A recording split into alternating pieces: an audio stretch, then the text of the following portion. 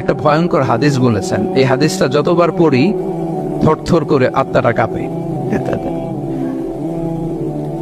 কিয়ামতের দিন আল্লাহ তাআলা অনেক শহীদকে বলবেন তুমি জাহান্নামে যাও। সে বলবে আল্লাহ আমি জাহান্নামে যাবো, আমি তো রক্ত দিয়েছি তোমার জন্য, লিইলাহি কালিমাতিল্লাহ, আমার দেহের তাজা রক্ত দিয়ে আমি শহীদ হয়েছি, জানাজা ছাড়া আমার দাফন হয়েছে, আমি তো জান্নাতে যাব। আল্লাহ বলবে না, তুমি শহীদ হয়েছ এই কারণে যে লোকজন তোমাকে বীর বলবে, বীর বাহাদুর। তো দুনিয়াতে তো তোমার বাহাদুর বলছে, তো তোমারে বিশাল যোদ্ধা ছিল, বাহাদুর ছিল, খেতাব তো তুমি পেয়েছো, আমার কাছে কিচ্ছু নেই, জাহান্নামে যাও, go to the hell fire. অনেক দানশীলকে আল্লাহ বলবে জাহান্নামে যাও। সে বলবে আল্লাহ আমি জাহান্নামে যাব, আমি তো মসজিদ, মাদ্রাসা, এতিমখানা, বৃদ্ধাশ্রম এমন কিছু নাই যে বাকি রাখছি, শত শত মসজিদ আমি করেছি, আমি কেন জাহান্নামে যাব? আল্লাহ বলবে না, তুমি দান করেছিলে এই জন্য যে লোকজন তোমার দানশীল বলবে, দানবীর বলবে, আদেম তাই বলবে, ওটা তো তোমাকে বলা হয়েছে, জাহান্নামে যাও, আমার কাছে কি চাও, go to the hell fire. সেদিন আল্লাহ তাআলা অনেক আলেমকে ডাকবেন, অনেক দাঈদেরকে ডাকবেন, অনেক দুআত ইলাল্লাহদের তিনি ডাকবেন। Because of Allah, you never know, but then, oh, we know, and then, we know. সেদিন অনেক দুআত ইলাল্লাহদেরকে ডেকে আল্লাহ বলবেন যে তুমিও জাহান্নামে যাবে। সে বলবে আল্লাহ কেন? আমি মানুষকে কোরআন শিখিয়েছি, আমি মানুষকে হাদিস শিখিয়েছি, আমার কথা শুনে অনেক নামাজ পড়েছে, আমার কথা শুনে অনেকে দাড়ি রেখেছে, আগে সুদ খেত, আমার কথা শুনে সুদ বন্ধ করেছে, আমার কথা শুনে তো আল্লাহ এরা নামাজি হয়ে গিয়েছে। দ্য এন্টায়ার সোসাইটি সুদ বন্ধ করেছে, নামাজ ধরেছে, তারা ফরজ যাকাত দিত, আল্লাহ আমি কেন জাহান্নামে যাব?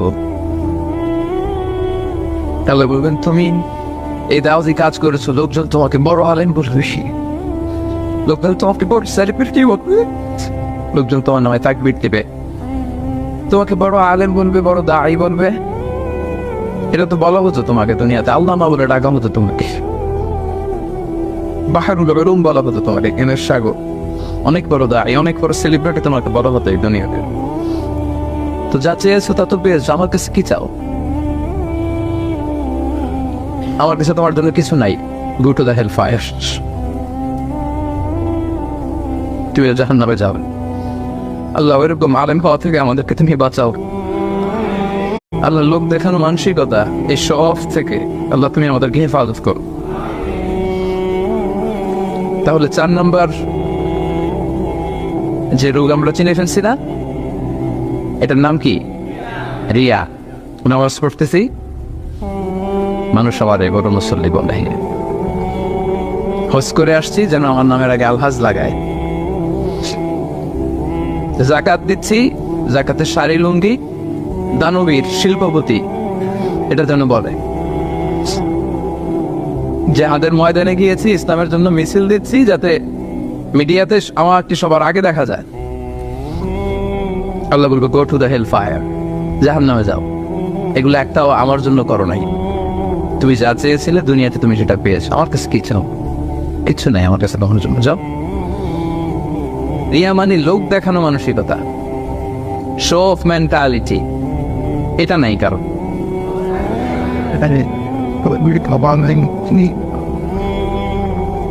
এটাও আছে। তো এই যে শো অফ মেন্টালিটি, প্রিয় ভাইরা, সম্মানিত ভাইরা, খেয়াল করে শুনেন, এই শো অফ করার মেন্টালিটি এটা বড্ড ভয়ঙ্কর।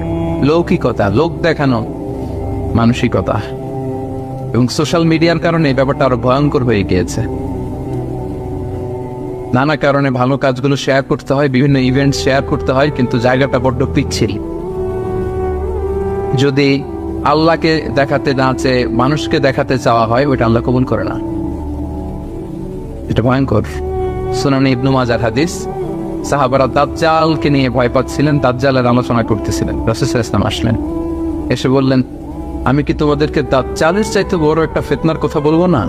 সাহাবারা বললেন, বলা ইয়া রাসূলুল্লাহ, বলেন। আল্লাহ রাসূল সাল্লাল্লাহু আলাইহি ওয়াসাল্লাম বললেন, সেটার নাম হচ্ছে আশিরক আল খাফি, গোপন শিরক।